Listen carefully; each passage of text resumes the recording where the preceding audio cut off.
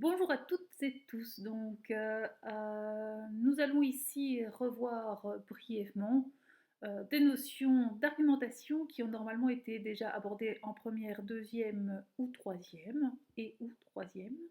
Ce sont des notions qui seront encore réellement importantes et utilisées en cinquième et en réto, donc ça vaut la peine de passer un peu dessus ici avant la fin de l'année. Alors, nous verrons d'abord les notions, l'opposition fait-opinion, puis thème-thèse qu'on complétera avec la notion d'argument d'exemple. Je vous demanderai au fur et à mesure de la vidéo d'aller compléter des exercices dans un Google Form auquel vous aurez accès via votre Classroom.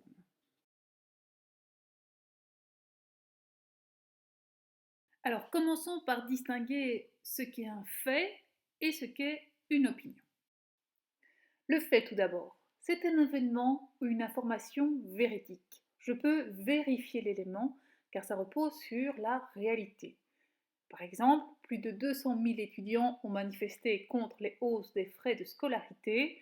Eh bien, je peux lire des rapports, je peux vérifier qu'il y a réellement 200 000 étudiants qui ont manifesté. Je pourrais prendre comme autre exemple l'eau pure bout à 100 degrés. Voilà, ça c'est une réalité, c'est basé sur des faits proprement scientifiques. L'opinion maintenant, c'est l'avis personnel de quelqu'un. Cette opinion peut être totalement vraie, totalement fausse, en partie vraie, en partie fausse, peut être nuancée. Elle va reposer uniquement sur les dires et les interprétations de la personne.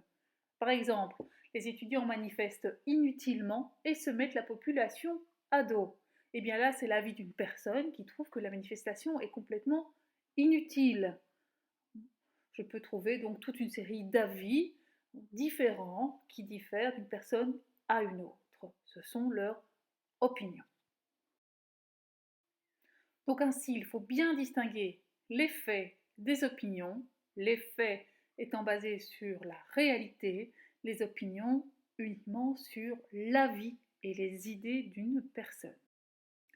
Donc à ce stade de la vidéo, je vous invite à ouvrir une première fois le questionnaire Google Forms qui a été posté dans Google Classroom et de répondre aux différentes questions, aux différents exercices qui sont relatifs aux faits et aux opinions. Abordons maintenant le sujet du thème et de la thèse. Alors le thème, c'est ce dont parle un texte. C'est son sujet. La thèse, ce sera la position de l'auteur par rapport à ce sujet.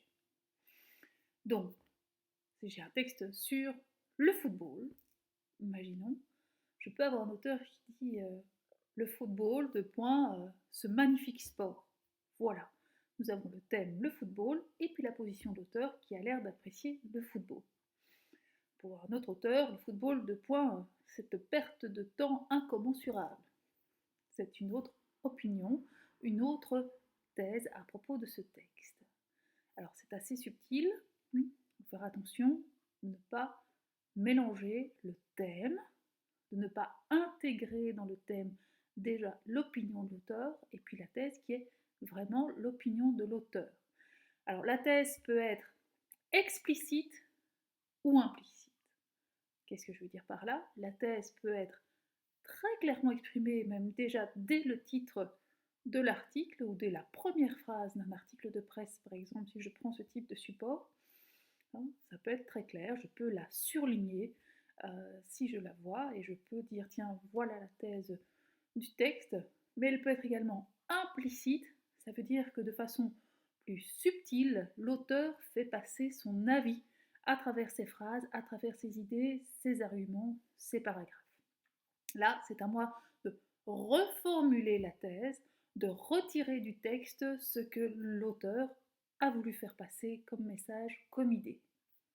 Pour la seconde fois, je vous invite à ouvrir votre questionnaire Google Forms, vous trouvez toujours dans Google Classroom, et à réaliser les petits exercices de distinction, thème, thèse qui y sont présentés.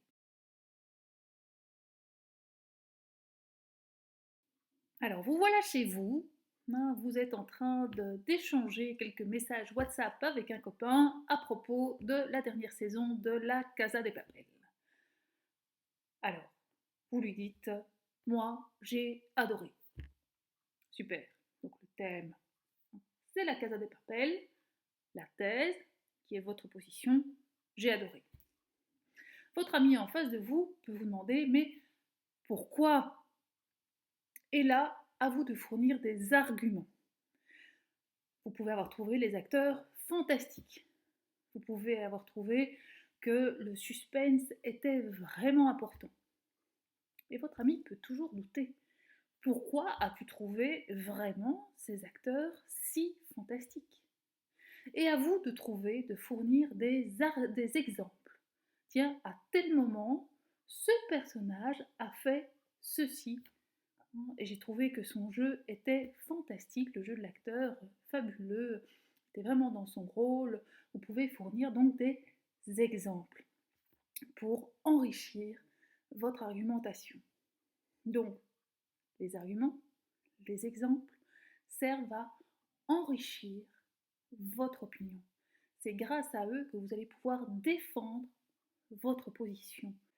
Alors, voyons comment cela peut s'appliquer dans le petit texte suivant. Les fruits font du bien. Prendre soin de son corps l'été est un vrai plaisir et les fruits frais font partie de nos plus précieux alliés.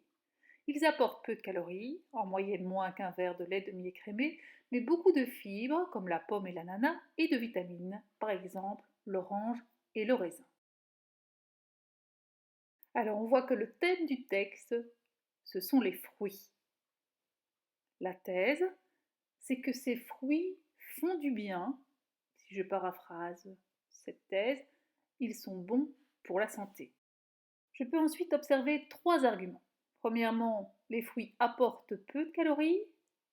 Deuxièmement, ils apportent beaucoup de fibres. Et enfin, ils apportent des vitamines. Enfin, nous pouvons nous intéresser aux exemples, qui sont la pomme et l'ananas, qui eux apportent des fibres et qui donc illustrent cet argument, et l'orange et le raisin, qui illustrent les fruits qui peuvent apporter des vitamines. Et donc pour la dernière fois, je vous invite à prendre votre questionnaire Google Forms et à compléter les différents petits exercices qui vous sont proposés. Bon travail!